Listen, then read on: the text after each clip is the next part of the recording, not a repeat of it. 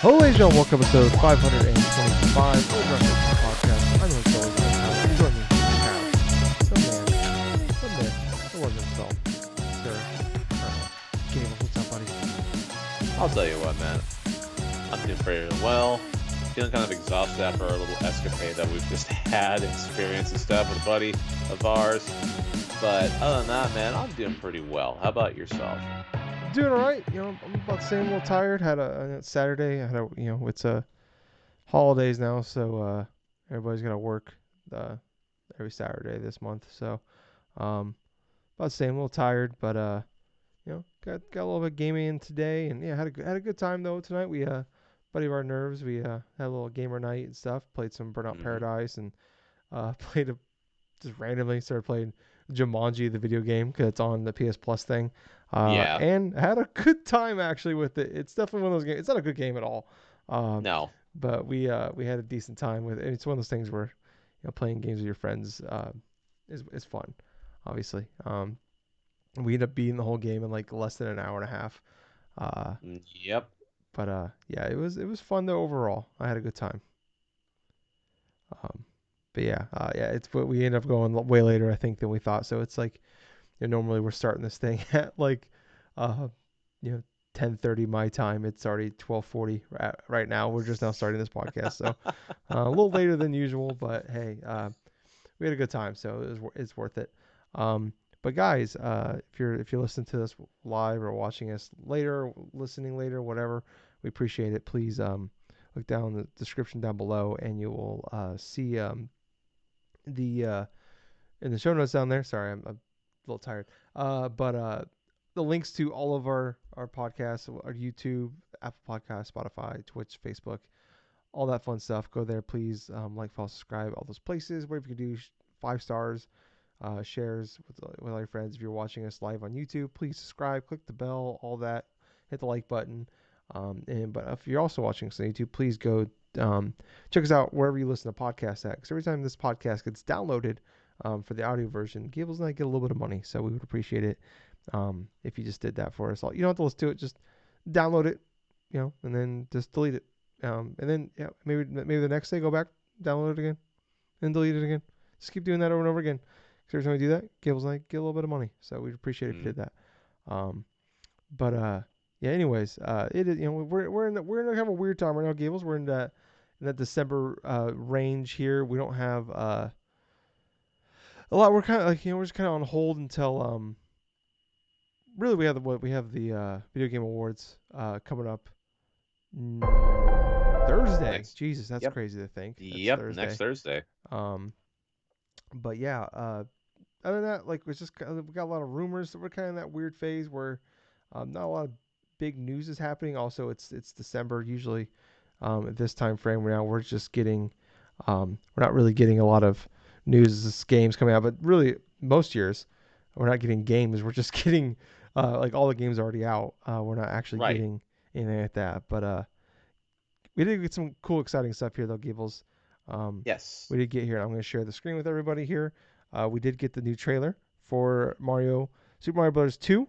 So Gables, you and I we both watched this, correct? Yes. Yeah. What was your thoughts overall on this new trailer?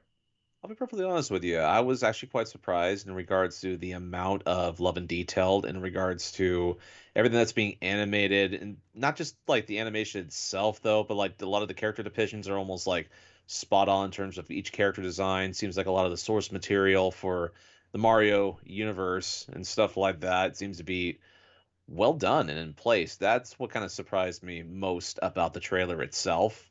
Yeah. I mean, granted, I was kind of surprised in regards to like the direction of Princess Peach and stuff, but at the same point, it wasn't like overzealous or like anything like over the top and everything else like that. But everything inside this trailer just kind of hit on all cylinders for me, where I felt like I really wanted to watch this movie after seeing the second trailer. Yeah. Yeah. I I said this the first time I watched the trailer, and I feel this way. I've definitely after this one. This movie looks great. I think it's gonna be a really good movie. I think they nailed a lot of the voice acting. For if you're listening to the audio version of this, we're playing the trailer right now for the YouTube part. Um, yeah, I mean, there's so many little touches here. We're seeing all like the little Yoshis running. There's the fish jumping over the bridge. You could like there's the Mario, there's Mario at on the Rainbow Road and on Mario Kart. Peach is on a bike. Um, I do like how Peach like at one point like she has like she kicks up, she has the fucking like battle axe and stuff. Um, like they're in like when Mario fights Donkey Kong, he's on like the original Donkey Kong stage. That you steal the barrels out of, and like they're like you can see like Cranky Kong is in there, or Funky Kong is in there and stuff. Like, um, there's so many little touches here that are I think are great. Um, I the more we hear though, Gables, I hate to just be that guy. I am. The more we hear Chris Pratt talk, the more I dislike it. And even Charlie Day, like I said it at the top from the as soon as they announced, uh, Charlie Day as Luigi, I'm like he is Toad. He already has Toad's voice. His natural voice is Toad. He doesn't do anything. Um, I mean, even though I think Keegan like his is really good too, but I don't know. I don't love. And then like just Chris Pratt doing the he's doing like that serious like let's it go. It's like come fuck off, really?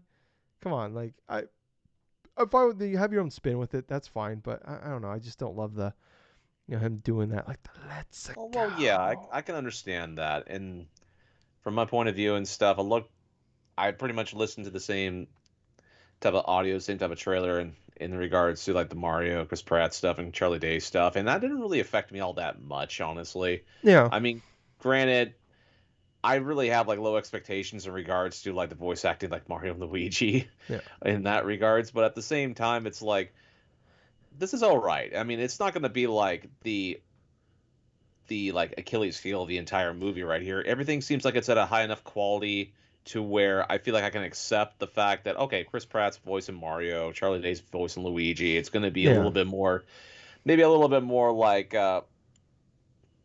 maybe like a little bit more like, oh god, I'm trying to think of the proper words for this talk, but at the same point, I kind of feel like that because of like the mass audience appeal and stuff of having those actors inside there, they're going to be leading more credence to it. But from things I have seen from what they're portraying and stuff and how they're reacting, it doesn't really seem to bother me all that much compared to some others. I mean, I think everybody else. I love. I can't. I always forget the actress's name that's doing Peach. Um, Oh yeah. she's the only one I've never heard of like all the voice actors and stuff they've announced. But I thought she was really good. Um, I just love we're watching the scene here of the fight. I thought this was really funny with him just charging and then just getting the shit kicked out of him. Um, I like how like in the background you can see them holding up like signs that spell out Kong, but it's like the signs that you like the letters you get in the Donkey Kong levels where you Mm-hmm. spell Kong. That's how the signs look. Um, I love all the little Yoshis running. I'm curious like how that's gonna go. Like, it, do you think do you think that the game's gonna end with him getting the star, right? And then like turning invincible, and that's how he beats Bowser. That's kind of seem like the way to go? Hmm.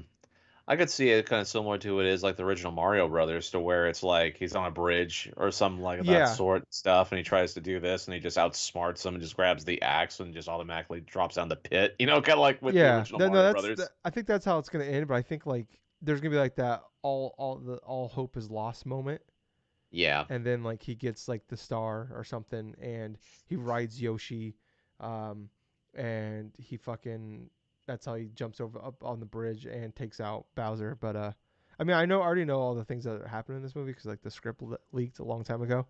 Even the Uh-huh. post credit thing, I already know what it is. I won't spoil it, but I already know all the stuff. I will let you know though there are at least two songs in this musical parts of this movie. So minor spoilers on that. Mario will sing. Um, but yeah, I don't know. I mean, I still think this movie's gonna be really good. I'm not like it's not like awful, dreadful. Like oh god, I'm not gonna be able to enjoy this movie. But it's enough that like the voice acting for those two is just like All right, because it's just like, like I understand they're just doing their voices, but with an Italian accent. I don't know. I don't know. I get though you're paying these people for that much money, but it's like you also got Jack Black and Seth Rogen. And it's like you don't really necessarily know, and like Keegan Michael Key, I think is his full name. Um, you don't you wouldn't even know it's Jack Black necessarily by listening, unless you knew. Like if you know, you hear it, but like if you just listen to it, you wouldn't know it. So I don't know, but I get you pay for that. You pay for that much money for these guys. You want them. So, but like I said, I'm gonna still enjoy this movie. But yeah. But anyways, let's move on. Uh, Gables. Nintendo tweeted about Pokemon. Yeah, they did. They mentioned it. Finally, 2 weeks later, finally tweeted out about it. Like super late, like I think like Thursday night or something. But I guess I guess when they tweeted from the Nintendo of America account. But anyways, um, they sorry, I'm looking at something else here. Um, but anyways, um, they tweet out here. We are aware that players may encounter issues that affect the game's performance. Uh, our goal is always to give players a positive experience with our games, and we apologize for the inconvenience. We take the feedback from players seriously, and we are working on improvements of the game. They did put out a patch, but didn't really actually fix any issues as far as like the frame rate and stuff like that. The main things they fixed that it did here was so they kicked off season 1 of ranked battles. Hmm.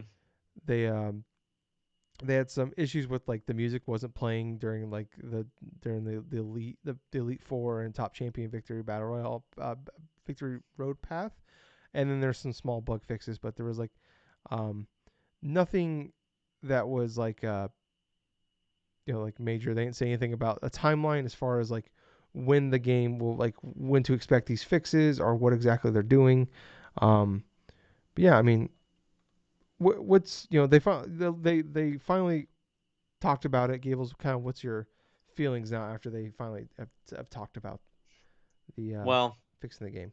to start off, it was pretty much loud enough of complaining and stuff to where Nintendo actually had to go forth and respond to it, or else risk like even further like damages in regards to the game's not just potential sale, but any type of things they'll do afterwards. Because if you don't address it, then it's like more people are going to get angry in regards to if you were to release further like DLC or further like type of other stuff associated with the game itself. But this is just like a standard sort of thing that Nintendo doing like trying to get some form of like a positive PR type of spin and stuff like that for Scarlet and Violet, because obviously the games at the states that they're in right now, technically, obviously not acceptable. I mean, still Yeah. people coming across multiple glitches, coming across multiple types of like accessibility like issues in regards to the whole like stuttering, the whole frame rate stuff, the whole like weird geometric type of like expanding and decreasing type of things when you get close to like certain like masses of land inside the game. I mean, yes, there are multiple technical issues and stuff, but I think it was good that Nintendo actually went through and addressed the issue themselves and actually off of admitting, hey, we're going to do our best to try to make this a more positive experience for everyone. They didn't list a roadmap, which I kind of felt like they would not do, is because Nintendo doesn't traditionally do roadmaps in regards to updates or in regards to Well, like things but to be fair, generally. they've never put out a game that's not that's ran like this before, so we don't really know like when's the last time they've like when have they ever put a game out that was like in this state? Maybe not towards this state, but pretty close to it. It would have been Sword and Shield, but at the same time, those issues and stuff The did main kind of issue with that game though was like the wild area. But the yes, rest of the game was fine. I mean, the wild area was just framey. It wasn't like there was no bugs or anything like that. right. Whereas this one was more or less like the buggy Mm. technical issues, the whole everything else and that stuff. But you're correct, where it's like that. I've never remembered a Nintendo game to where it released in such a state to where you literally could not play certain portions of it because of how rushed it was in Mm. terms of getting it out of the gate. With that being stated and stuff, while I do agree that was a positive thing to go forth and put out the presser in regards to reassuring gamers in that regards, if you look at the span of what the history reminds us in regards to Pokemon, like Nintendo upgrading the Pokemon games in terms of patches in regards to that stuff. I looked at the video by RGT85 that went through a lot of the different types of patch notes in regards to Sword and Shield, and basically what a lot of those curtailed was like various bugs. Like this, it wasn't like anything substantial in terms of upgrading of the actual stability itself. It was more like patch notes in regards, oh, okay, bugs and fixes, Yeah, upgrading for like which is a generic the thing everybody uses.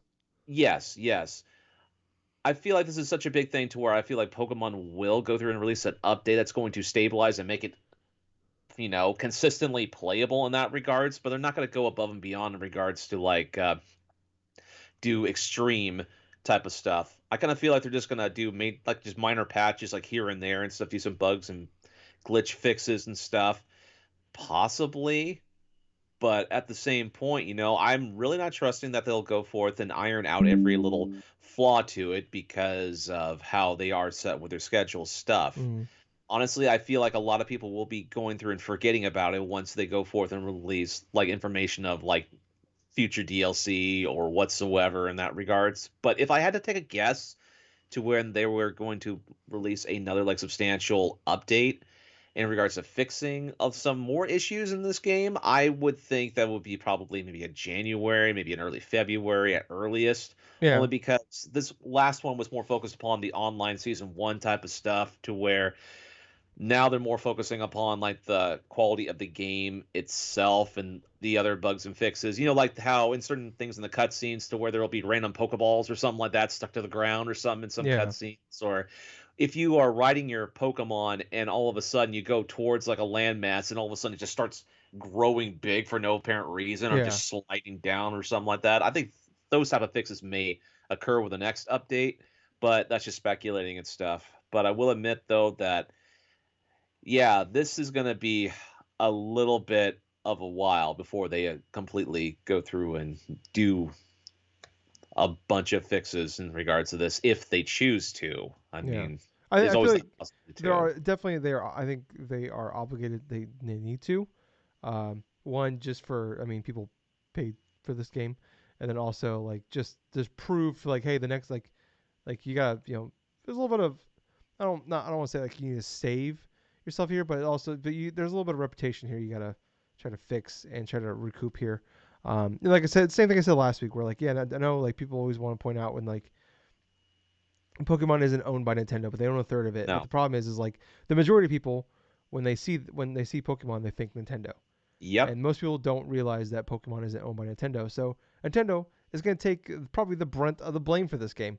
Um, Absolutely. so wrong or right, whatever. But yeah, like Nintendo has always had whatever you want to say about Nintendo. Their games have always been, even if they haven't been great games, they've always been quality, well done games. You knew they were polished, they were gonna be good to Yes. go. Yeah, like there's always gonna be like little bugs everybody misses. We see that like we especially like you look at like Ocarina of Time and Mario 64 where you can beat those games in minutes because of just weird glitches and stuff like that. Like that shit, especially back then, that shit's gonna happen. But even today, that there's things like that and like that are just gonna happen. But I look at this where yeah we don't know. Like I wish there was maybe a little bit more of a timeline. Give us like even if you can't say like hey it's coming soon, like give us an idea when it's gonna happen because who knows when the shit's gonna happen because like we talk about like like Cyberpunk coming out in December 2020. That game didn't finally like come out like done like really 1.0 until February of this year. Yeah, 14 that's months true. later. Obviously that game is much bigger. It's 4K, more different. It has several different consoles, including Stadia. Um, but and this is just one thing, and it's a much smaller game. It's not as It's not a graphical powerhouse like Cyberpunk is. It's not. It's on one console, stuff like that. So it's a much smaller scaled game. So like it's not as intense here. But I mean, yeah, we have no idea. Like who knows how long this could take. Um, but I really do think the best case, like I think like they'll fix the bugs. I do. I think really think they have to for them to like just for like the future benefit of the next Pokemon game, and even like the next games. Because there are going to be people out there, like casual fans, that maybe bought this game, they don't know any better, and then like when the next big first party game comes out from Nintendo, it's like I don't know, remember, or like even like when they look at like want to buy the next game on the Switch, where it's like I don't know, like Scarlet Violet came like that. Like this could that stuff like that. Like it might be a small sample size. Maybe we won't even notice it, but that there are gonna be people out there that are like that. This might turn them off from continuing to buy games from them on this console, or even like this hurts them in the future. So the shit like this, they definitely need to do that, and it's smarter than do that. And they need to do this because they sold this to people. But I think there is I don't think like the frame rate stuff like that's gonna fix the stop motion stuff. Like I don't think that can be fixed. I think that's just this is just how the game is, and it's all with this. I almost look at it like kind of how like Cyberpunk is on Xbox One and PS4, where it's like when they finally like back in February when they announced it, we're like, yeah, you can still play it on the Xbox the base PS4 and Xbox One, but we really recommend you play it on the next gen consoles, but it runs a little better on Pro and the Xbox One X. Where like I feel like yeah, it'll run, but it's gonna have a lot of issues because that game shouldn't have come out on those platforms. It's just too big for last gen, and I kind of Right. feel like that's what this game almost could be, where it's just too big for the Switch. Yeah, they could fix the bugs and all that. Like I said, like the weird glitches and stuff like that. Like I was showing the videos of my personal experiences, stuff like that last week. And we everybody's seen the videos of like all the random shit. But yeah, I feel like um yeah, there's only so much they can do, and there's probably who knows how much they will do. I think I'm interested in what they do because I think this will be very telling for them because this is the first time they've ever been in the situation before where people are actually really upset with with a game that a game coming out from them just not being done. Um, where we hear stories all the time about like I know, like I said, I know Nintendo doesn't own Pokemon, but just using Nintendo as an example here, Nintendo is known for having games that have just been done forever, for sometimes years, and they just sit on a shelf until they have a hole in the calendar and like, all right, cool. Well, we're gonna put this out here. Like, there's the rumors of the new Fire Emblem game. Like, that was done over a year ago, and it's just been Yep. done. I wouldn't be shocked if there's a Mario Kart 9 just sitting on a hard drive somewhere done. They're just waiting for people to stop buying Mario Kart 8 to put that out. So yeah, I don't know. I'm curious and I'm hopeful that they turn this around and fix it. And I hope it at least becomes kind of like almost like what uh, Pokemon Sword and Shield was in the wild area, where like it didn't run great, but like it's like there was no bugs, there's no issues, just the frame rate was bad. And I feel like that's probably the best we can ask for this thing. So, um, but Gables, let's move on here. Gables, we are actually in the last month of the year of 2022. Absolutely. And as we do, uh, usually the weekend of like New Year's Eve, it's always the week after Christmas. Gables and I will sit down and we do our top 10 games of the year list. Um, Yes. so Gables, like I said, we're a few weeks out from that. Um, and we're running out of time here for playing games. We always, like I said, the top 10 games that came out in 2022. Um, usually I'm doing pretty good come this time because normally all the games are out, and then I'm like, in December I'm just like, there's like a couple games maybe I couldn't get to in the like as they came out in the fall or something. I'll play them in December, but we're in this Hmm. weird time frame where there are several games coming out in December. Um, so I'm kind of curious, Gables, what's on your list for like games that came out this year that you want to play and give a shot before we have to do that our top 10 list. Honestly, the other games that are like remaining before is like I want to play some more God of War Ragnarok because I will be playing some more Ragnarok before now You better, you in son of a like bitch. the Game of the Year contendership and stuff. But other than that, though, it all depends upon if I feel like getting another like game or something this year. I mean, quintessentially, Pokemon Scarlet and Ragnarok was like it though, but I'm not too sure. Maybe another game, You got but I'm Horizon up not there. too sure which. What's that? You did buy? Didn't you buy Horizon? Yeah, I did buy Horizon, but it's the same deal as with God of War. I didn't beat the first game first. Yeah, that's right. I So, forgot you like to buy games I love and not play them. That's right. I forgot about that. but at the same point, though, I'm going to at least get close to finishing God of War Ragnarok before the end of the year. No, you better. You need to finish it. I'm demanding it. Don't laugh. staring at you right And now. I'm staring at you through my camera. I know. But anyways, do Don't you don't feel don't like interrupt don't interrupt my pregnant pause. Let us sit. your pregnant pause in the middle of everything? Yeah, pretty much got a God little damn it, ragdoll. Cables. All right, let's move. All right. I want to see how long we can go with the silence. But yeah, I've actually got quite a few Gables. Really? Yeah. For the first time ever, like, there's definitely been years where like going into like my game of the year list where like there are games I played the next year, like Near Automata, Bayonetta 2, stuff like that, like where I didn't get to them that year, but it wasn't because like I couldn't get to them. It's because I wasn't planning on playing them. And then it was Right. like game of the year discussions, people talking about the game. Um, that like, oh, okay, like, or like I played them because of that. It was because of that talk when people were making their game of the year list. That's the reason I went back and played Bayonetta 2, even though I didn't really care for Bayonetta 1 back in the day. That's one reason why I just randomly checked out Near Automata, even though it looks like a game that's not for me. Um, but this year, like I said, there's a lot of games that have come out recently, um, that I just, and there's still games coming out that I'm just like, I don't know how the fuck I'm gonna be able to play these games. Especially this time of year. December is the busiest month of the year for me. Like I Yep. said, I deliver packages for a living, so and it's holiday season, so not a lot. We're working more hours and more days, so it's gonna be tough trying to find time for these games. But right now, like on my list here, like of games, like I'm gonna have to pick and choose which ones, but like Callisto Protocol, I'm playing that right now. That's on the list. Devil in Me, that's a Dark Picture anthology game. I want to check that out, but I heard it's a little bit longer. It's like 6 hours, not super long, but like usually the Dark Picture games are usually like 4-ish hours. Right. This one's a little bit longer. But it came out, and I talked about this even at the time, like a couple months ago, probably, about Devil in Me, where I was concerned because typically those games come out at the end of October, like mid to end of October, and it didn't come out until November 18th. Which this is a horror game that's obviously, like, so usually you want to come out around Halloween, and that concerned me. Like, you're coming out 3 weeks after Halloween, like, why is that? And the reviews came out, people talking about it. It's not like broken or like not like it's not awful, but there's just a lot of bugs and glitches in that game.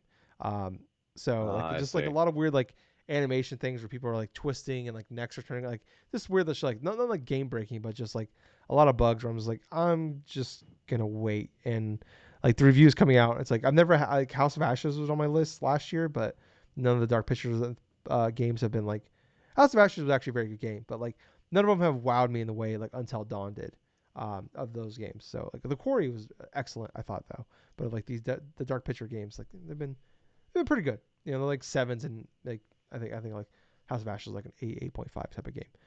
So it's like when I'm thinking about like what do I feel like I need to play for, like this is like for me, like what do I think could have a chance of becoming a top 10 game for me? These are like Right. I'm trying to prioritize those right now. So like I said, Close Protocol is like my top priority because it's out right now. Um, I want to keep playing more Vampire Survivors. That's been I know it's been out for a long time, like PC, but it just came to Game Pass for Xbox like a few weeks ago. So I've been trying to play more and more in that. I really like that game though. Um, it's on Game Pass, like I said. The other two on my list, High on Life and Crisis Core, both come out um, the 13th, so like a week and a half Oh yeah. away. So yeah, like High on Life, that's coming to Game Pass as well. That's the Rick and Morty guy. That's his game. So that's a game that's like definitely like I want to hear what people say about it because I feel like I know like I guess people are like kind of getting like a little tired of the Rick and Morty stuff. It sounds like so like I've never been a huge Rick and Morty fan. I played a couple of VR games. They've been pretty funny. And what I've seen of High on Life I've liked, but I could see definitely over like maybe that comedy doesn't hold out if this is like I don't know, depending on how long this game is. And then obviously Final Fantasy VII Crisis Core, um, that coming out the remake we got coming out. I feel like that's probably like second below Callisto, but I was like reading about how long Crisis Core is, and apparently it's like 30, 40 hours. So I'm like, fuck, like I don't even know if I'm gonna be able to play that game, get that game done before the end of the year. So Yeah, story's substantial inside of that game, yeah, so there is so quite a bit of cutscenes. yeah, I was hoping with it being a PSP game, it would maybe be like 15, 20 hours. Oh no, Yeah, and then yeah, no, so no. yeah, yeah, but I'm definitely excited for it. But it's one of those things where I'm like, I don't know if I'm gonna be able to get to that game. Um, before the I mean, eventually I'll get to it, but yeah, like before we do a game of the year list, but I will do my damnedest. Um, but Gables, let's move on here to some more stuff. Here we have quite a bit quite a bit more like not a lot of like a lot of smaller things going on right now. Um, so a couple things here we have.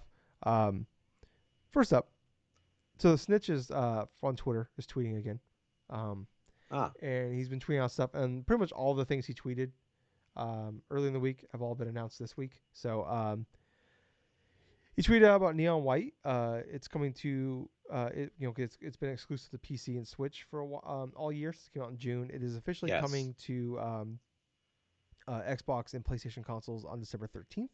So Yep. December 13th, busy day. Like I said, we already got Final Fantasy and High on Life coming too. So um, Summer Game Fest is kicking off on June 8th. That's Jeff Keighley's new thing. Obviously, this will be his third year of doing it, but this will be the first one where it's gonna be like an in-person event.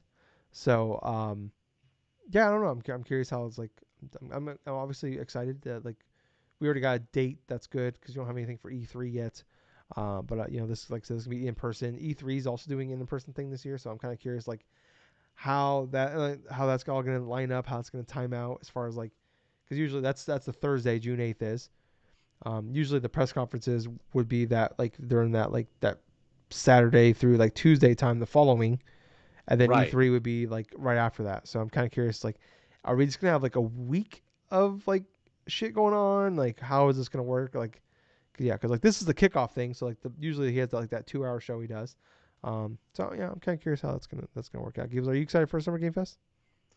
I honestly kind of have low expectations as like part of what happened like during the last summer's Games Fest and stuff, to where it's like we come in like expecting like okay maybe there's going to be a couple of interesting announcements and stuff, but then it's like maybe things are like wedged in there, and then all of a sudden it's like kind of anticlimactic. So I Yeah, think I have not like more or less excited, but more or less okay, we'll see what happens with this one now. yeah, yeah. I mean, like we my when he like the week before he's even like lowering expectations. I remember doing it in interviews and stuff. So, which curiously enough, he was Jeff Q was talking this week and he said he has not been. He was talking about the Game Awards. He said he hasn't been this excited uh, for a show in a while for what he's been doing. So that's Oh, good. So I mean, I feel like he does a pretty decent job of like trying to keep expectations in check. So I feel like if he's talking it up, I mean, obviously he's got to talk it up because it's viewers, sponsorship, stuff like that. I get it, well, yeah. but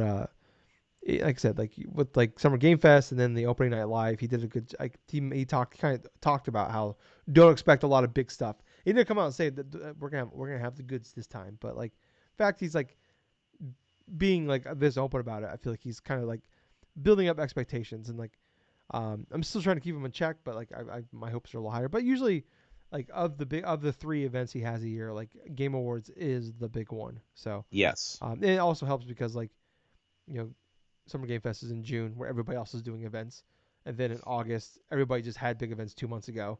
Uh, so it's mostly just like talking about shit that's coming the rest of the year. So the Game Awards is like this is like a big event where they can talk about the first half of the next year. So and then also any other new announcements too. So um, but another thing I was talking about here though with Monster about the snitch, he one of the tweets he put out was Monster Hunter Rise, which has been the Switch exclusive for a long time, and then it came to PC last June, and then we got the was it Sunbreak? Was that what's called the DLC? Yeah. Yeah, the Uh, major expansion Sunbreak was this yeah, year. so that came out in June of this year. Um, well, it's finally coming to PlayStation and Xbox in January 20th, but it'll also be launching on Game Pass. Hmm. So pretty big deal there. Um, but they did say that the DLC will be coming in the spring sometime. So like Sunbreak won't be day one. Makes sense. But funnily enough, there will be once again no cross saves. So I know a lot of people were pretty upset because there was like they were holding out hope that I think Capcom even kind of mentioned they were going to try to like have cross saves with Switch to PC, and then like I've heard a lot of people say like I'm not playing this game again for a third time. It's like a lot of people didn't want to play it again for a second time on the PC. So I imagine. But hey, that thing sold really fucking well on the Switch. I Yes, bet it sold absolutely. really well on the on Steam and shit. So I bet it's gonna do really well. So they're not only triple dipping with putting it out 3 different times, but also getting a little bit extra money for Game Pass. So Gables are up. Did you ever play Monster Hunter Rise? I played a little bit of Monster Hunter Rise. I mean, not really intently like some other people have, but I've really known friends and stuff that did have the Switch version at one time and stuff, but they invested into the Steam version of it. But I will say, for those that own the PS5 and Xbox Series S or X and stuff, Monster Hunter Rise is a fantastic game. However, it definitely is going to be one of those ones where you definitely need to do a little bit of more research to it. The gameplay, the combat of it is a lot more approachable than like the mainline, like say Monster Hunter games. I said like Monster Hunter World, for example. That's a little bit more in depth in terms of like strategy and all types of other stuff. But Monster Hunter Rise is a little bit more action oriented and stuff, and it's Hmm. a little bit more palatable for some extent. But I would still recommend going through and seeing like tutorial videos in regards to Monster Hunter Rise as well, because you want to go into this game knowing exactly what you want to do for this stuff. And it's going to be a little bit more like intricate in regards to how you start off, like say what weapon or what character build you want. But it definitely a great game if you are very much into like the hardcore like RPG type of genre. Yeah, cool. Um, but hey, it's cool because I think this is like, I mean, it's a pretty big deal. Like the only other one on Xbox and PlayStation really has been Monster Hunter World, and that was for a long time the best-selling Capcom game ever until Resident Evil 2 remake passed it. Um, True. so I think it's still its second best. I can't remember if Resident Evil 7 passed it or not. Um, but next up here, so a lot of this, like I think there was rumors that the Monster Hunter Rise stuff would be announced at Game Awards, and like I said, some of the stuff leaked. Another thing, Mm, so the other thing the snitch tweeted out about, I did a little fun tweet here for Final Fantasy 16. So the producer for Final Fantasy 16 will actually be at will be do like he'll be doing something at the Game Awards. Um, right. but the snitch tweeted out this: in the loneliness of the night, a light blinded in my eyes, 22 grains of sand, and a crystal that protected me, 6 nations divided, a common language. So people got out of that Mm, crystal, Final Fantasy, because every Final Fantasy game has had a crystal in it. 22 and 6. yep. And they've already said that Final Fantasy 16 is coming out in summer of 2023.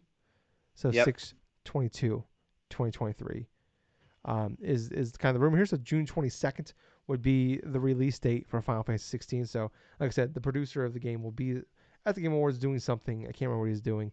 Um, so a lot of, and then there's always been before that there was rumors that on December 8th or 9th that the pre-orders for this game would go up. Hmm. And pre-orders for games don't go up on like the consoles until the game has a date. So Right.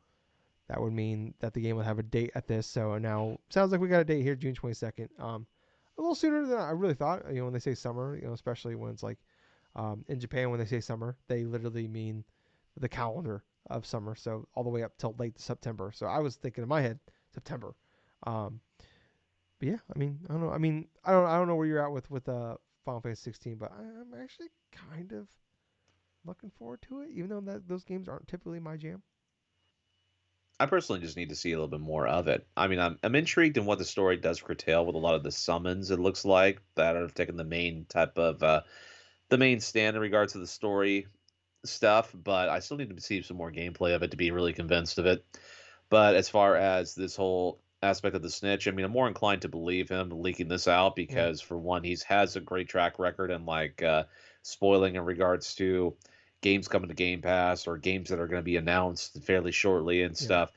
But it would not surprise me if it came out inside of late June.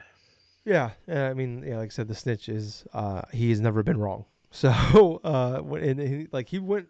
I was looking the other day because I'm like, when the I think it was like last week or something. I'm like, has the snitch tweeted in a while? And he's like only tweeted a few times in the last like few months. So he doesn't tweet super duper often, but when he does tweet, I mean, he's right. So um, next up here, though, Tekken 8 will be at the Game Awards. So it was originally a rumor, but then they confirmed that Tekken 8 will be there. I don't remember. Did we get a year for that even? Did it was it 2023 or did they even say? Do you I don't remember? believe they even say like the tease for when this game was going to be. Yeah, because Like say we don't we got the trailer at the State of Play back in June. we did get the trailer to State of Play back in June, but then like I think we got a little bit of something. I think it was at Evo. I want to say. Oh no No, no we got no! that was It was Street a Fighter. tease. Was it Yeah, it tease? was a tease of Tekken 8 and stuff like that. Then that's when we got the first initial trailer of that PlayStation like showcase stuff in that regards. But for Tekken 8 itself, we don't really have a concrete date yet. We've seen some little aspects of the gameplay stuff, but if we are going to be seeing more of this game, I'm going to be thinking that we're probably going to be seeing possibly some new characters being introduced, possibly instead of a gameplay sort of trailer. But I still feel like they're not going to go with an actual full on release date, but instead like a kind of a sign up, like a beta testing sort of thing for it. Maybe given like a little hint that it's maybe coming like a 2024 or anything else like that. Because I do not believe Tekken 8 is going to be releasing next year. I mean, No. no, it still needs to be fine tuned, obviously, and there's still got to be a lot of testing done in regards to the stability of the online. I mean, hell, Capcom has done the same thing with Street Fighter 6 so far, and they just most recently announced a second Yeah. sort of like a closed beta sort of thing that's going to be happening fairly soon. Yeah. So all the ones that were involved in that beta are automatically entered into the second beta, so they go ahead and do this stuff. But for Tekken 8 itself, if it's going to be shown at the Game Awards, it's most likely going to be introducing some new characters or new mechanics and possibly teasing like a beta testing date. That's what I Yeah. would say. Okay. Yeah. Um, I could see that. The only thing is, like, it sounds like Street Fighter 6 might be there as well, so it's kind of weird that they're gonna have both those there. But not Ooh, okay. confirmed, but that's been some of the rumors and possibly a date. The only thing we know about Uh, Street Fighter is they said early is like spring 2023, yeah. and Street Fighter is Capcom, right? Am I Yeah, losing Street the Fighter's okay. Capcom. I was having a brain fart there. Yeah. So the only thing is that we know Capcom did say though at the recent quarterly conference that um, it won't be the first quarter next year. So it would probably be post basically April 1st or later. So probably April or May for that. I mean, also, yeah, like I said, like, um, probably a good thing if Tekken was 2024, because, like I said, like Street Fighter 6, like, I mean, I know those games are different audiences, but I know there's probably also a lot of the same audience too. So, um, yeah, I But mean, could you maybe, just imagine those two big games like releasing in the oh same my God. year? Just imagine, like, if we had Tekken, Street Fighter, a new Mortal Kombat, and what is that? Project L? Is that the Riot Games, um, their big fighting game project? I think it's I'm Project not L. sure. Um, but all those games could come out next year. Imagine that game of the Game Awards next year when all four of those games come out, and then they lose the Hmm. Sifu too. Oh God. But yeah, I mean, I don't think that's. I mean, who knows? Could be wrong.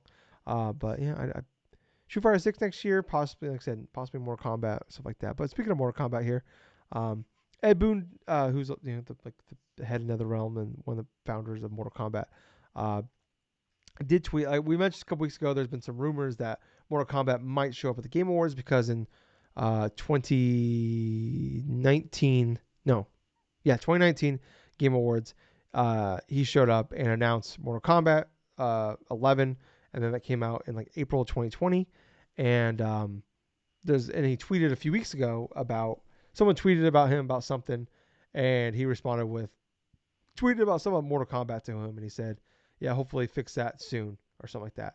I can't remember what the whole the story behind it was, but kind of led to like, oh, obviously Game Awards coming up. Maybe he's teasing something about Game Awards, and he did come out and tweet that, hey, no, we'll announce something eventually, but like it will not be at the Game Awards, which um that sucks. I'm excited for the next Mortal Kombat thing, but like I do like when like in this situation, coming out and saying like no, it won't be there. Like I understand, like not that people can't say that all the time because like if they said it won't be there every time, that would obviously the people that didn't say it would obviously show that like okay, well they're not saying it won't be there, so that means it will be there.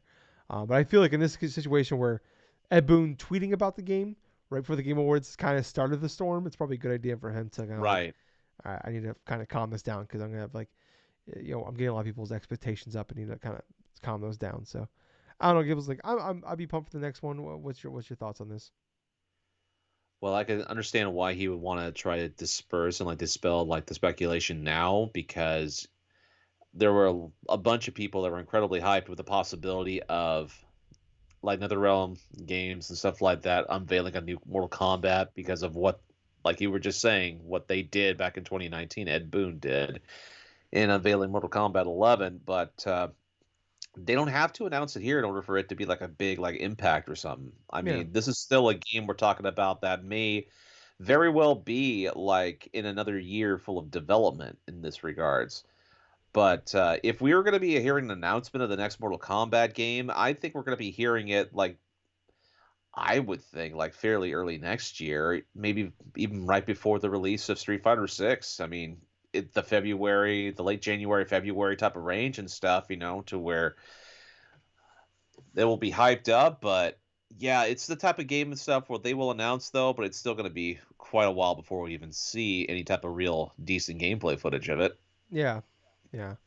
Um, I don't know. Yeah, it's just crazy. It's been a few years though since they've had a pretty tight. Like it goes every other year, so it's a little surprising that it's been what it used to be Well, 3 years technically. since they announced it. But hey, I mean, video game develops hard, COVID, all that shit. So, um, So let's see, how long has it been since the last major Mortal Kombat game? What, four? April 2020. So there'll be 3 years here soon. I mean, like when like Mortal Kombat 11 actually did come Yeah, out, April 2020 you know? or April Okay, April 29, 2020. April 2019. So Okay, it'll 2019. be So like four about, years in April. yeah, it'll be 4 years in April I in guess that we did get that regards. DLC in 2020 though. So that was like it's a couple hours. I don't know, but I'm kind of whatever. I can wait. I still would rather have Injustice 3, but that's just me. But next up here, Hideo Kojima's tweeting again, Gables. Um, Okay. he tweeted out a logo or some pictures here. Um, it looks like I don't know what the fuck this thing's supposed to be here. It looks like so there's three pictures. They're kind of like designs. One's like a circle, like almost like a compass. It looks Uh-huh. like it says pack in it. Um, the other one, the middle one is like a gate or a bridge, maybe. I don't know. And then last but not least, here it looks like we have like an octopus fox looking thing here. They look like squad logos. Potentially, but also it could be. I could almost see like these like there's a teaser that comes out, and then somehow these designs turn into the title. You know what I mean? Yeah, I Um, could see that possibility. I mean, yeah, if you move around a couple of different artifacts in that regards, you could potentially see like a logo, like a title of the game, but I don't know, that one on the left, the compass looking thing. Yeah, it looks like it says pack or pock. I don't know. There's been obviously like we know the overdose stuff has leaked out, but we don't really know. We don't think that's the Microsoft thing. Um, but because that looks like he said he's working on two projects, one being a smaller title, one's like the a game changer one, and we know he's doing something with the cloud with Xbox.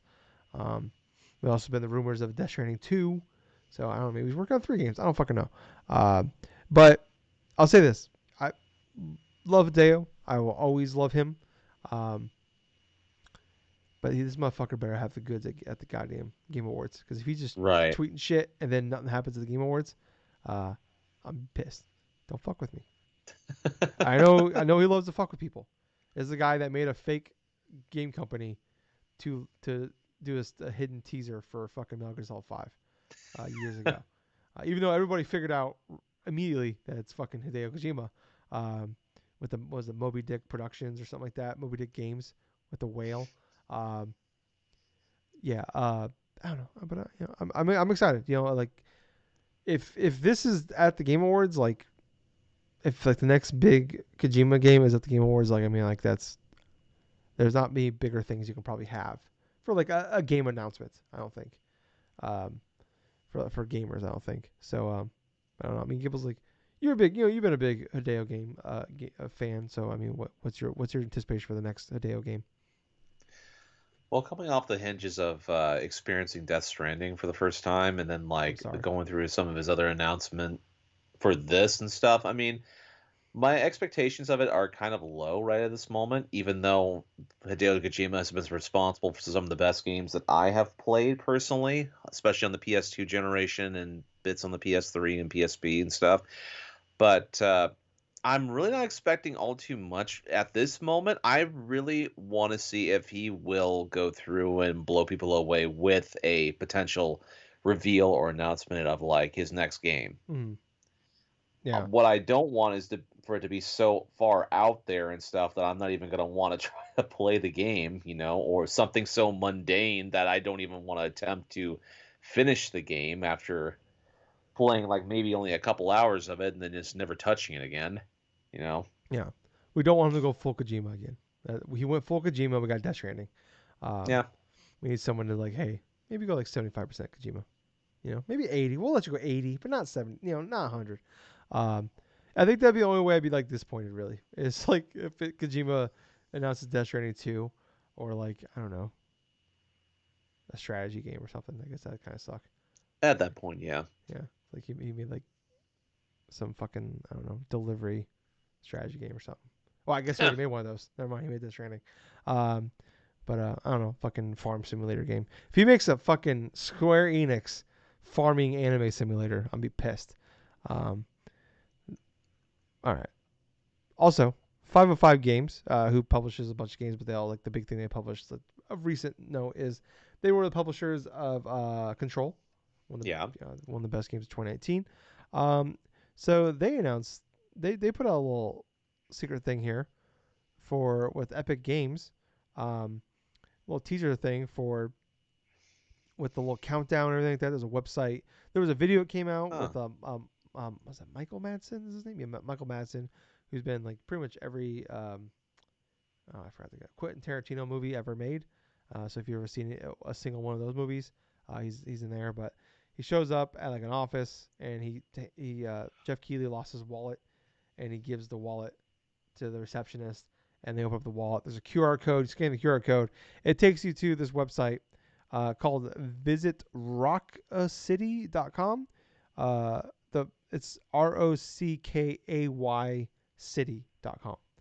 I don't know how you say that exactly, but and then it's like you go to like the website and it has like you can see like there's some buildings. Um, it's like on the bay. Um, you see Epic Games on a boat. Like you can see the Epic Games logo. There's a 505 logo in there somewhere. There's a countdown. Um, so obviously counting down to the Game Awards. Um, but yeah, I don't know. Who who, Hmm. who fucking knows? You know what it kind of reminds me of, though? That whole, like, Vista, that type of scene, that whole teasing thing on the 505 stuff. It really reminds me of, like, something set near Miami, Well, yeah, with the because, yeah, with the palm trees there. the first thing I just came to mind is Miami Vice, even though how stupid and kind of, like, obscure that sounds like. That just the overall vibe I get. I get this sort of, like, an action game started, like potential in that regards. But I'm really looking forward to seeing what they will reveal on December 8th. But I think that'd be pretty hilarious if that ended up becoming like a Miami Vice type of game. Yeah. Yeah, who knows? Because yeah, 505 Games is like it's weird. It's like 505. I don't think they did they. I don't think they develop games. I think they're just a publisher. And Epic Games Right. is, I mean, I know they make Fortnite, but they're mainly a publisher now too, except for Fortnite. Yes. So I don't understand. I'm like, who's making this game? Like, that's the part I'm trying to figure out here. Good question. I mean, I could be wrong. Maybe 505 makes games and they also develop. Like, there is definitely a case of that. But I want to look that up real fast. Skills. This bother me now. Um, 505 games develop. So 5 days, like 56 minutes, Yeah. So an it. hour. Um. Yeah. The only thing they publish games. So like, yeah, they publish like Death Stranding for PC. They published that. Um, Okay. they published Ghost Runner. So I mean, they publish games that have like that are critically acclaimed, but like I said, Control stuff like that. But um, it's weird. I just don't. Who the fuck is making this thing? But Hmm. I will. I mean, we'll this time next week we'll know. We'll be talking about it. But kind of interesting. Hey, so like we have some potentially some interesting stuff going on at the Game Awards this year. So yeah, a lot going on there. So I'm pretty Yeah. excited. I mean overall, we are 4 days out, 5 days out from this thing. I mean, I always look forward to the Game Awards. I always enjoy them. My complaint every year with everything Jeff Keighley does is I like them. I understand. I know the faults that are there. Um, with the commercial stuff like that, but also like for us to get this, we need those things. So you got to take the bad with the good. My complaint always has been sometimes the pacing and the length of it. Like we can trim a lot of stuff out. Um, but these things are typically like 3+ hours, so um, I'm expecting that, but overall, I'm definitely excited for this. I'm excited to see the rewards, see who wins. This the internet when they blow up. Regardless, people are gonna be mad on the internet after the game of the year Yeah, announcement it's between. it's pretty much guaranteed that people are going to be pissed after Yeah, this. yeah. I mean, honestly though, best case scenario would be that neither God of War or Elden Ring win. Like that would be the best case. Oh, that'd be That'd be the funniest hilarious. fucking thing. If I hope Stray wins, honestly, that'd be hilarious. If Stray just took it. I'll I be wouldn't even honest, I be mad. wouldn't even be mad. No, it'd be honestly it'd be the best guy. Like, cause like, how can you argue it's Stray? I mean, you could like, I understand argue, but like, come on, that's just objectively funny. I don't even talk shit about Stray. It's just, but it'd just be hilarious. So the game that, Just seeing people revolt against the Dorito Pope en masse. That yeah, would be funny just to see. yeah. Oh man, people be punting their cats out in the streets. Um, yeah, but I mean, I'm excited for it. I look forward to it every year. I mean, Gables. I mean, are you pretty excited for this one? Honestly, I'm excited to see what's going to happen at this award show. Give or take, like, the awards or not that are handed out and stuff. I have a low expectations going inside of here, but I'm wanting to be surprised. Yeah, yeah. So we will have to wait and see.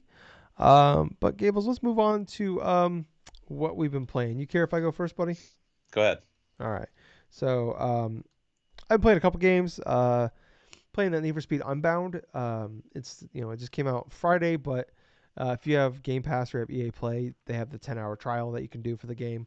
And I played like 2 hours or so, give or take, and I'm kind of liking it. I don't know if it's gonna be a game like I don't foresee myself buying this, right away, because like I said, I just talked about all these games that I don't have time to play that are coming out or are already out right now.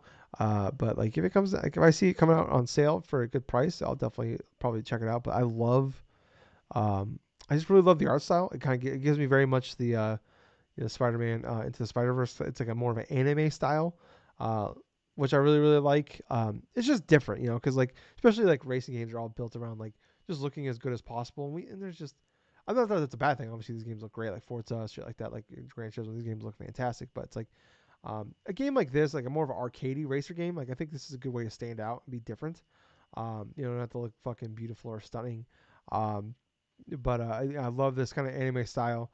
Uh, there's kind of a story mode to this one too, where kind of story is like you play like you create your own character and stuff like that, and there's like you and your best friend Yaz, and you two are like kind of come up like you work for like you're like both orphans basically, and this guy Rydell, like he runs a car garage, and he's like basically kind of like took you guys in, like essentially raised you guys, and you work at the garage, and then shit goes down, and then something happens with you and Yaz, and then basically it's like um, you gotta go and kind of get respect back for this garage and stuff like that. But it's not like it's not like a fantastic story, but like I think it's a good enough story thread that like, well, I'm interested to keep checking it out, keep playing this game.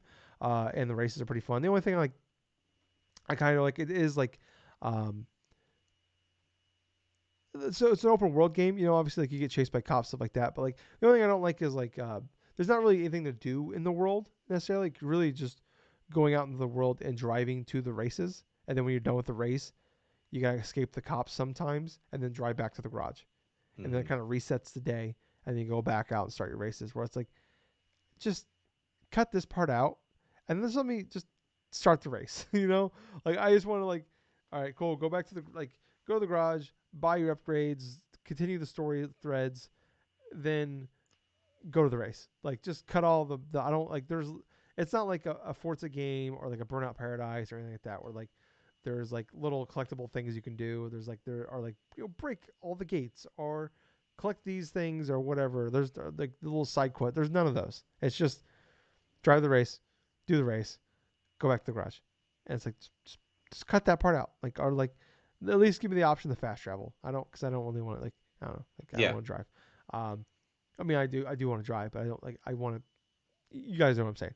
But I think the game was really good. I don't think it's like a game changer. If you're perfectly happy with Forza and stuff like that, it's great. You're probably fine. But I say, like I said, if you have EA Play or you have Game Pass Ultimate, like you have no reason not to play this game. You get a free 10-hour trial. I at least want to keep. I'm gonna keep checking out when I have time to play it. But yeah, I'm actually uh, pleasantly surprised by this game. Like I thought, like I'm like I'll check it out. Probably play it for maybe do a few races and bounce. But like I was playing it Wednesday and like I sat there for like I said like an hour and a half and I just kept playing. I'm like, oh my god, like I'm actually really liking this game. So I'll probably go back eventually and pick it up when it's on sale or something. But yeah, the other game I'm playing, Callisto Protocol, picked that up. Okay. Um, I've only like I said I didn't get a chance. So there was like I had paid off at GameStop. I went to go pick up my pre-order and they had an issue, so they weren't getting the game Oh, till Monday. So I'm like, well, fuck. okay. Uh, and well, they said they might get it Saturday today. They said maybe Monday. I'm like, okay. So when I got off work, I called them. They didn't have it. So I'm like, well, fuck. So I got home and I was like, the weekend is literally the only days I have to play games. It's like I wanted like I just want to play Callisto Protocol today. So I buy. Unfortunately, I bought it digitally. So I got it digitally now. Uh, but I've been playing it. I'm only like 3 hours in. I beat the first few chapters. Um, and I'm liking it. I'm not Okay. blown away yet. Uh, if it's what's crazy is when I saw the reviews. I talked about last week where like when I saw the review embargo was the day of. Um, I was talking about like I'm officially concerned. Um, Okay. but it's crazy. Like if you were to ask probably anybody a few weeks ago that paid attention to games where like Marvel Midnight Suns and this game were coming out the same day, and if you would have thought that Midnight Suns is like an 84 Metacritic, and I think Callisto Protocol is a 74. Like no one would have thought that. You would have thought anything they would have swapped. Like you would have thought Callisto was an Right. 80 something, and this was a 70 something. But yeah, like it's not like it's not like the modern day Dead Space. It feels like in some ways they it almost feels like in a way a remake or like just like if they made a 2008 game with today's graphics. Not I don't mean that like a totally bad way, but some of the stuff just feels like from that era still. Um, it's definitely more of a survival horror game. Or like Dead Space 1 was definitely a survival horror game. Then 2 was like the first Dead Space was like more like the original like Resident Evil games, and then Dead Space 2 was more like Resident Evil 4, and then Dead Space 3 was more like Resident Evil 5. Um, but yeah, this one's definitely more of like OG Dead Space, and that's I mean to fall like so we've seen like the life being on the back, like the light bar being on the back. There are like the little compartments on the wall that have the health in them, or you stomp on the enemies to get like to get items out of them. There are like or like there's like you'll see like letters on the wall written in blood, just like like Dead Space did. Like there's definitely a lot of callbacks to it. But I'll say I really love like obviously I'm a big space nerd, so I love pretty much most things being in space already intrigues me a little bit at least. You already have my attention. I love this idea of being like on Callisto, a moon of Jupiter. There's a couple like really beautiful shots of like you can see Jupiter, and like you're obviously you're orbiting Jupiter, but you can see like Right. Jupiter like you get like you're just like it's right fucking there, and it's like I am a sucker for shit like that. I love like shit like that. So seeing that was fucking cool. I love that stuff. But I think some of my complaints really have been like, and the main thing I've been seeing and reading about this game, and like kind of reading a bunch of reviews and like because they've been all over the place. Like GameSpot gave it a 5 out of 10. IGN gave it a 7. I've seen some 8s. I've seen some 9s. I do want to point out people like to complain about reviewers being bought. GameSpot gave it a 5 out of 10. And if you go to the GameSpot.com right now, covered in close to protocol ads. So always funny to see that stuff when they give it a bad review and like that just proves, hey, they're not bought. But anyways, I think so. The main thing is like how you feel about um, the dodging mechanics, like the gameplay. It's kind of like I haven't seen a game like this, like review like this since really Death Stranding. I remember like IGN gave it a 6, and then like I think like other places were giving it like 9. It was like some people it was game of the year. And other people were like, I hate this game, and like it's been very well documented on this podcast about me and my experience with Death Stranding. But anyway, I keep all over the place. Sorry. With Close Protocol, where kind of the main idea is it's like it's almost like Punch Out, where so the enemies like attack you and they go they swing with their arms or swing with whatever the limb, Right. and you hold the left stick kind of left or right to dodge. Okay. And that's how and then it's like all like it's like the Fight Night games really. It's like a boxing Okay. game where you just got it's all dodging and then counterattacks. Um and you have like a gun you can use and like you can use as well, but like the ammo is very scarce in this game. It's even more scarce than other survival horror games. Um but it's a matter of like if you vibe with that. And like I don't hate it, but I'm not like in love with it either. Where it can be quite frustrating at times because the difficulty can just randomly spike. I feel like at some like because the problem is with this game is this mechanic works fine, but the issue is there's times where you're fighting 2, 3, 4 enemies, and imagine playing Super Punch Out Gables or Fight Night, but you're not just fighting one guy, you're boxing 3 or 4 guys, and you got to dodge Oh. and move and then punch, counter punch, and that's like the main issue I have is like you can. I mean, obviously, survival horror games like it's all about like a couple bad things happen, you die, whatever. But that's like there was a couple points where I died 10, 12 times in the spot just because like Ooh. 2 guys come up me all of a sudden, or like I'm facing one guy. There's no HUD or anything like that. There's no like some games will give you that little thing that like kind of tell you like the maybe a little glimmer on the side of the screen that shows like hey someone's coming to you on your left or right, so turn around, stuff like that. And it's like you're playing this character that's a little slower. He's a bigger guy, so he's not quicker, nimble, and you don't have like like a Resident Evil or something like that where like you hit the back button a couple times, like you do the double tap and you do the 180 spin. You don't have that. So if a guy hits you from behind, you gotta do like the slow methodical turn, and but also if there's a guy here in front of you, like there's no like dodge or anything like that. Like the only dodge you have is like I said, like the left or right. There's no like roll. There's no quick like side shuttle. There's nothing. Like so that could be the frustration point where like the points where it turns into an action game is the frustration almost where it's like when you're fighting several enemies at once, and it's like yeah you can Right. get past them. Um, yeah, but it's like I said, there's points where I'm just like I don't know like I feel like I'm just getting through these based on luck, not like skill here. Like there's definitely like that Doom aspect, where, like Doom they always like I always talk about like they did a no clip interview and stuff like that. And he was I can't remember who it was, but he talked about like it's chess. It's first person shooter chess basically, where it's like all about how like you attack each situation. Like all right, cool. Like there's this here. I'm gonna do this. Boom. Then I'm gonna like you kind of you learn the pattern a little bit, or like you learn the strategy. You get through the solution. Like there's a little bit of that there to it, but I don't feel like it's not as fluid, obviously, as that game. Obviously, much different games, but you understand what I'm saying. Yeah. Um, but yeah, like that's the part I'm struggling with is this combat, and it's like I love the world they built. Everything they've done is fucking perfect. This game is one of the most beautiful games I've ever seen. It is gorgeous. Uh, just everything like the animation, facial recognition, all that is top notch. Um, but the environment, the world they built, like I said, I'm a sucker for anything really in space. Uh, yeah, it's just getting past this, and also like I understand it's a survival game. You know, things are it's all about you don't have a bunch of ammo and have a bunch of health stuff like that. But one of the more frustrating things also is you can only hold. I think you can add to how many things you can hold eventually. Right. But you can only hold 6 things. Like I said, I just beat the first 3 chapters. I literally got to the start of chapter 4. I stopped there. Um, but you can only hold 6 things at this point. Um, and you can upgrade. You get money. You can use to upgrade your ability to give. So I forgot.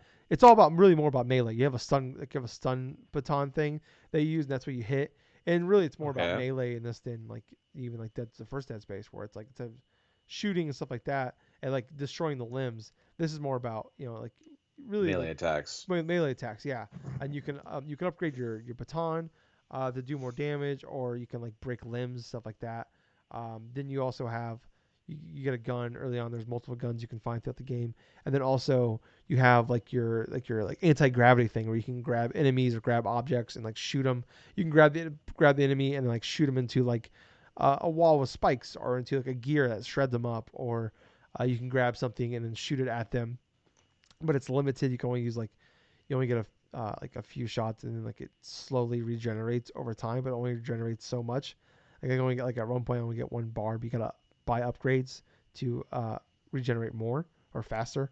Um, but like I said, you can only hold 6 things at a time, and that includes your ammo, your the batteries you need to recharge your it's called grip, which is the anti-gravity thing you use, your health, and then also you find these conductor things that you use to you get these and use these to upgrade your abilities. You buy these you get these things and you sell them at like these you'll find these little areas like the little things you can use. I can't remember what it's called, but Reforge or something like that. Right. And that's where you go to upgrade your stuff. Um, but you can only carry 6. But like I said, you have to carry ammo, your health, um, the batteries to recharge your grip, and then also conductors. So it's like there's 4 things, right? Different things right there. Not including if you have multiple guns. That's multiple different types of ammo you gotta hold. Right. So it turns into this like also like this thing where I'm like, okay, well like I like I need to upgrade my ammo, but I need to upgrade my shit, but I don't have any ammo. I'm gonna need ammo. And I understand like there's always that like in like Resident Evil and Dead Space, there's always that kind of like pull there of like you gotta balance shit. But I'm like, this is a little too fucking strict. All right, or like I can only hold. I have starting off the game. I have 4 different things, and I only hold Right. 6, and I'm gonna find several of these things throughout. So I'm constantly dropping shit. Like at one point, I had a ton of fucking health, like things I can use to upgrade. I had a ton of fucking ammo, but I'm like, I have nothing to like. I have no money to upgrade any of my equipment. I want to. It's early game. I want to focus on getting that better. So like, I was like struggling through point because I was low on health and I was low on ammo, because I was carrying all these fucking conductors to get back to an area. Because you go long stretches sometimes without seeing these upgrade areas, so you can sell them and get them out of your storage. So like that's it's just like I said I know that yeah it's a survival horror game. Having stuff is you only have so much, but I'm like give me a little bit more. Like give me like at least 8 right off the bat because like I have another gun I have, but I don't have any ammo for it because I can't fucking afford the space. I have 6 spots. I can't have 5 things in 6 spots. I don't know. That's just been like really frustrating. So I've been like doing a lot of balancing of that, which just even gives me more anxiety. But like I said, there's a lot to like here. There's a lot of really good. There's just a lot of like small gripes and like the gameplay stuff is more small, isn't as small, but it's not like I don't think it's bad. It's not bad by any stretch. It's just like I think it's one of those things where it's like you're either gonna really like this or you're not gonna like it at all. Mm. So like I said, but I've heard a lot of people say like what concerns me is I've heard a lot of people say is the first couple hours is the best part of this game, and I'm like, oh fuck, okay.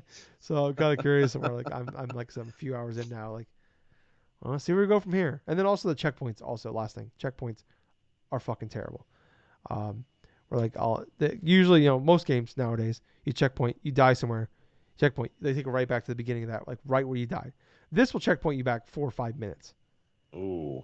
And it's not like like it's not like you have to go through whole waves of enemies again, but it's like you have to go like you have to walk through this area again. You gotta like slide through this corridor again. You have to go back to the thing and do all the upgrades again. You have to pick all the shit up you just already picked up once already again. You have to do this puzzle you've already done once again. So that's really frustrating, especially when you can like be there's like elements that will insta kill you, or like I said, like some of these enemies sometimes you just get swarmed and you die. And it's like it just kind of kills the flow of the game. Or it's like, all right, I've died 4 times here, but it's fucking pissing me off that I've wasted 15 minutes just doing this thing again that I've already done multiple times. Where it's not like there's no challenge here. It's just now me just going around collecting things I've already done again, or doing these upgrades again that I have to do again. And it's just like that's like I don't care what the reasoning for doing that is.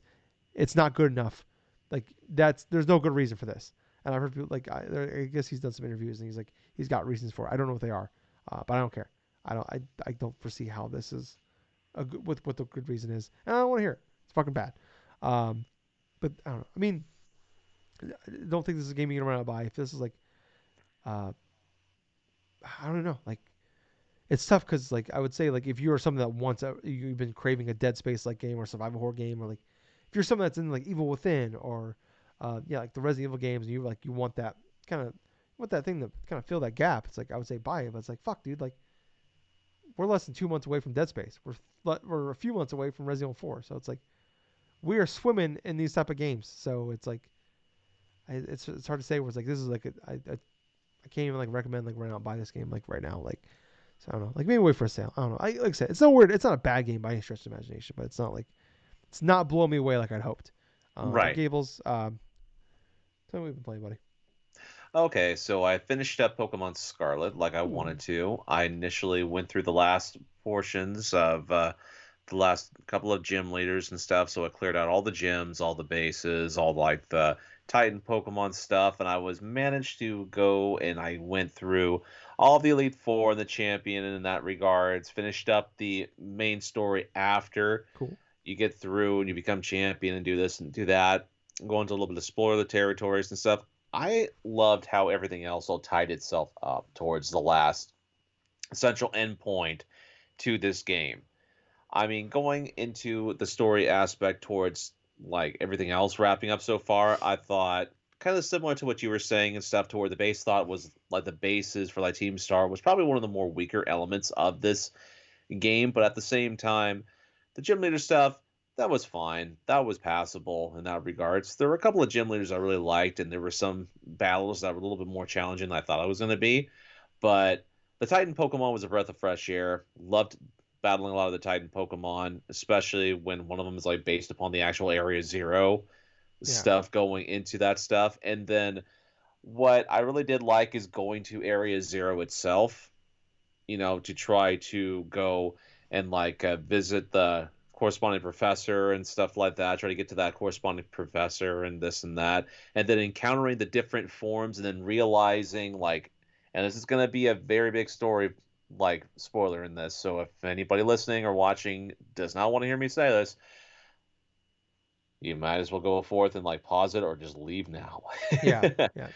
I would say this is probably if this is like the last thing we're gonna talk about. So if like you don't want spoils, like thank you guys for watching. Like, follow, subscribe. Come Yeah. back next week. But Gables, continue on. Okay.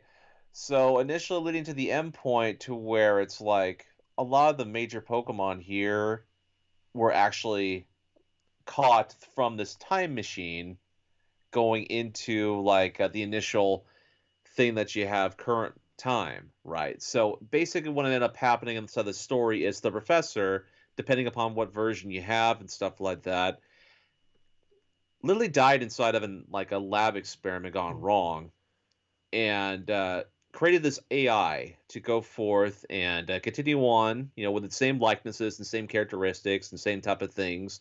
Like the whole build up towards that endpoint and some of the story and stuff, with Arvin and stuff and his parent, either his mom or his dad, in this case, in scenario, his mom, was kind of like a little bit kind of weird, kind of kind of like she was like kind of cold, and like there was some different aspects they're not even kind of acknowledging up until that main point, and all of a sudden you get towards this main battle, this whole crescendo stuff, to where it's like you enter area 0, Mm-hmm. you go to these different bases and stuff to unlock a specific portion, then you go forth and you encounter all these different type of variations of these Pokemon that are just really weird and just like familiarize Pokemon, but at the same time they're different. Like for example, there's this one Pokemon that I encountered called like Screaming Tail, where it is a Jigglypuff, Hmm. right? It's Yeah, yeah, yeah, yeah. Jigglypuff.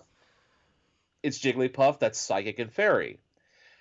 And then all of a sudden you'll face off against another type of Pokemon right here. And it's called like, oh my gosh.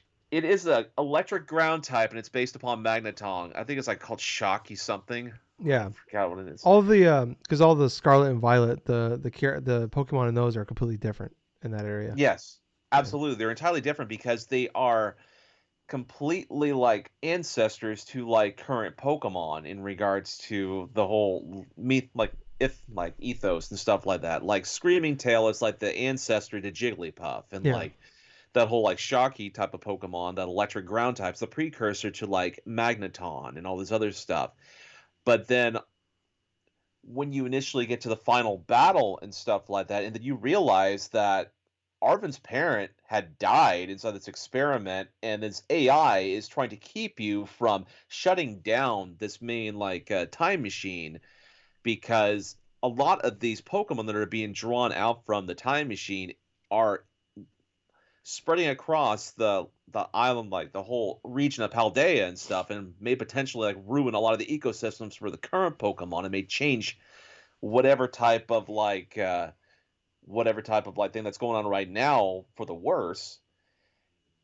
You have to go through that potential final battle, which I thought was pretty crazy. I thought it was pretty cool actually, from what Yeah. direction they went into that, because you've seen it's like, here's the thing, I've seen elements of this type of thing explored before in the Pokemon games, especially with Ultra Sun and Ultra Moon, especially with the Aether Foundation and stuff like that, with their leader and stuff, and the whole false like evil team with Team Skull back around Gen 7 in that regards. But with this one, it's a little bit darker than what I thought it was going to be, but it's not completely dark. I mean, this was not like say a dark story. The only No, elements I but for thought was kind of, Pokemon, but for Pokemon, this is darker than it normally is, because the whole thing's about, okay, someone dying, like a parent dying or something in the middle of experiment, that this is like a complete twist that you would not see in a Pokemon game, mind you. But that whole final battle was crazy, because literally she is like, he or she is taking Pokemon from the distant past or the distant future and drawing them into the battle and stuff. So you get these weird amalgamations of these prehistoric Pokemon or these futuristic Pokemon that you were not seeing coming. So for example and stuff, I got this there, like she sent out this one Pokemon called Fluttermane, which is a basically like a ancient version of, say, oh my gosh, like oh gosh, I know the Pokemon's name. It's just it's just kind of like hard for me to try to retrieve here. It's not Mismagius and stuff like that, but it's Mischievous. Okay, Mischievous, that Pokemon. It's a ghost Pokemon from Gen 2 and stuff, but it's called Fluttermane, the ancient form, because it has like different types of different other types and stuff. But then there's this one Pokemon that looks very similar to the Pokemon Volcarona, which is from Generation 5, that whole like bug fire type of thing, but it's bug fighting. And it looks very weird. It looks like almost like a Mothra esque type of thing, where it's like it's on all fours and stuff with these large wings and stuff. And let's just say the amount of imagination, a lot of the imagination that went into creating these ancient Pokemon was pretty freaking cool. And I really much loved how this game tied up to that last epic boss battle. Everything else gone through and stuff. Everything else is all climactic. You shut down the time machine. Like the AI goes either to the distant past, the district, or the distant future and stuff, never to be heard from again. That you would believe, bearing whatever type of DLC the Pokemon Company and Nintendo tend to want to bring out afterwards and stuff. But that made me want to play this game more, because that was obviously sort of like, that was a great end to this story, which I was not expecting. It was probably one of the best end games in regards to a Pokemon game I can remember. yeah, because everything else tied itself up perfectly in regards to the multiple different storylines interweaving into like one last storyline that went into a crescendo. Where in other games, yes, we've seen this type of formula happen before and fall flat. Inside the Pokemon games, I thought this was all right, and then the end point was fairly good. When it came to like the after game, after everything's all said and done, after you've done like the whole, after you've become like the champion and stuff, like a champion ranked and stuff, and like defeat all the Titan Pokemon, clear out all the bases for Team Star, like shut down the time machine that's creating all these distortions and all this other stuff. The end game itself, the end game itself was like it's kind of a little bit down. It was kind of like a little bit like a step down in that regards. To where so far from what I had played through the post game, it's like okay, let's reface the gym leaders and like again and for like gym check and stuff like the chairwoman like Gita or something like that tasks you to go into her stead in order to and like inspect the gyms Yeah. quintessentially to see how they're doing their jobs and stuff. And they battle you again with stronger teams than they did the last time, but they're like more or less in the mid to late 60s, like some early 70s and stuff like that. It was a good challenge for some of those stuff, but after that, you go through like an initial tournament, all the other stuff. Though that was fine, a lot of the battling stuff and a lot of this and that, and then eventual like terror raid. There came a point when I went through the after game and stuff to where I got done with the tournament stuff. I won everything else like that. I'm like, okay, I'm good for now with this game. I mean, they could have done something a little bit more in line to what they did with Omega Ruby and Alpha Sapphire with its after game by introducing the Delta episode, which was something completely different in regards to those original games that they were based off of did, but it was so awesome because the end result, you had a legendary Pokemon that you had to travel into space in order to battle another legendary Pokemon Yeah. and this and that. But this is more like okay, let's just go back to these familiar characters. Let's battle again. Let's do this and do that. And then if you choose to go forth and do like trade a bunch of different Pokemon or do the surprise trade aspect or do some terror raids and stuff, to where that's where I'm at right now, to where the last portion of the storyline stuff has you involving like terror raid type of stuff or try to find some more or trying to get on the cusp of finding some legendary stuff. And at this moment in time, this is where I'm going to put this game by the wayside right at this moment because I finished the main game. I've already done a bunch of the different tasks and stuff, and bearing what other type of updates are going to be coming out for Pokemon Scarlet and what potential DLC may be coming out for this, it's a fine time for me to say, okay, I've put a 42 some odd hours inside this game. I've done my surprise trades. I've got some pretty decent, pretty powerful Pokemon through these surprise trades, mind you. But I've caught over 200 and like 40 some odd Pokemon. Almost I am almost like toward like a little under the 150 mark left for that, and I'll wait for spring or whatever when the other Pokemon Home stuff opens up and do that. But other than that, I'm still looking for like I'm still going through I'm still going through and just try to figure out what I'm going to be playing next. And quite honestly, God of War Ragnarok is in line with what I'm going to be playing next. So I'm going to be focusing on that next. But other than that, man, that pretty much wraps up Pokemon Scarlet in a nutshell. It's a great game that's marred by technical issues and glitches and stuff. This is a flawed gem, in my personal opinion, Yeah. Yeah, for sure. where it's like, yeah, you're going to be dealing with a lot of the bullshit upon the technical issues and the glitches, and that should not be there. I agree 100% and stuff, but if you bear with this game and you don't mind that type of bullshit and you want to play in a good, enjoyable RPG, that's like, I would say like an 8, possible 8.5 out of 10 in some regards, go ahead. Go ahead. I mean, this is Yeah. definitely going to be your good fix for a Pokemon game. But for everyone else that wants a little bit more, I mean, there are other games that are out there, especially for the Switch, that have a better quality in terms of what they're delivering and stuff. I mean, easily point towards Xenoblade Chronicles 3. That is a fantastic RPG in and of itself that I've wanted to delve more into this year, but it looks like I may not be able to because of everything else that's amalgamated towards the end of this year. But at the same time, though, that's pretty much it for this week. Yeah. Very cool games. Yeah. Like I was kind of bummed though. I was gonna. They have the Charizard event going on right now for the Yeah, raid. I was like, oh fuck yeah, I'm gonna pick up. I gotta get my boy.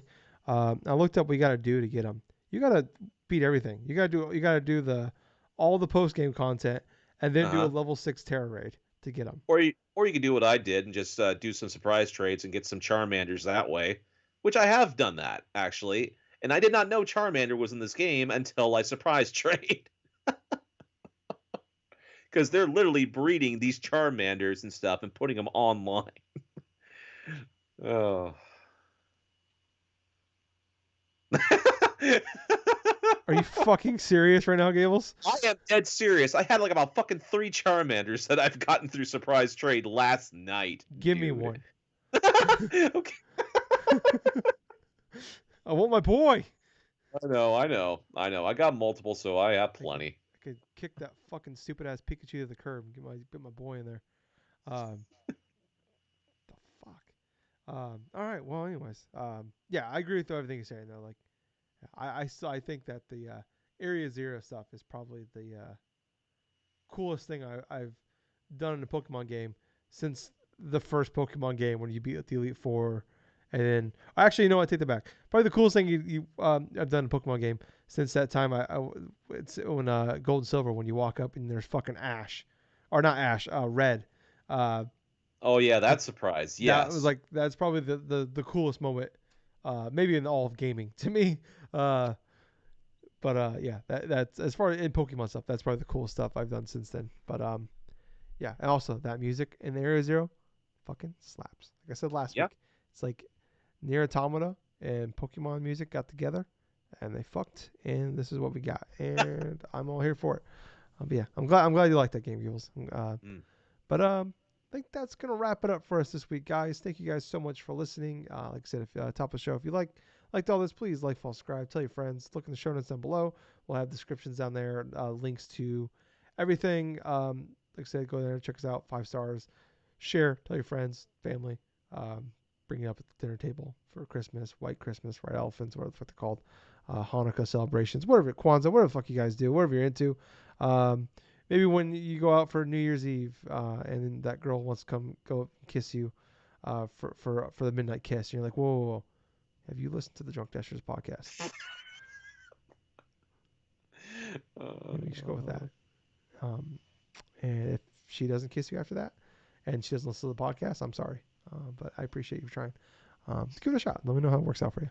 But anyways, thank you guys so much for listening. I was Tyler. I've been Colonel Gables. Till next time, listen to another fun-filled episode of the Drunk Nerds podcast. Thank you, Gills. Yeah. Slap nuts. Okay. Well, that didn't go anywhere. Bye, guys. See ya.